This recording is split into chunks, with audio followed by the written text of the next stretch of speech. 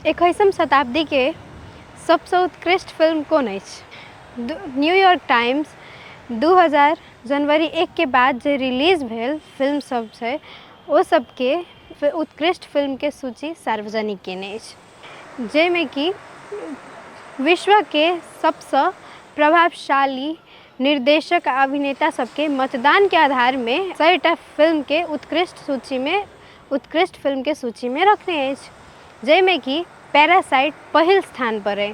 ई एकटा Korean film छै जे कि गैर अंग्रेजी फिल्म जे कि ऑस्कर पैरासाइट एकटा कोरियन फिल्म अइ, पहिल गैर अंग्रेजी फिल्म जे ऑस्कर जीतलक, जाहिमे कि पैरासाइट एकटा चेतावनियो अइ कि आब मात्र बिग बजट आ बिग स्टार के फिल्म पर्याप्त मात्रे नहीं छै, बल्कि आब दर्शक के चाही वास्तविक कथा, जीवन से जुड़ल अनुभूति आ परिमाणित लोग आब दर्शक सबके चाही।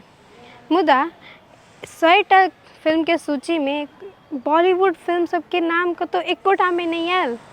ओना तऽ कैटा फिल्म सब ऑस्कर के लेल नॉमिनेट भेल छल, मुदा जीतऽ नहीं सकल। कारण की छै? कहै छै भेदभावो कयल जाइ छै और बहुत कारण सब भऽ सकैए, मुदा नहीं जीतऽ सकल अइ। तारे ज़मीन पर, लगान सब जकाँ मूवी सब सेहो नहीं जीतऽ पेलै, लेकिन ठीक छै।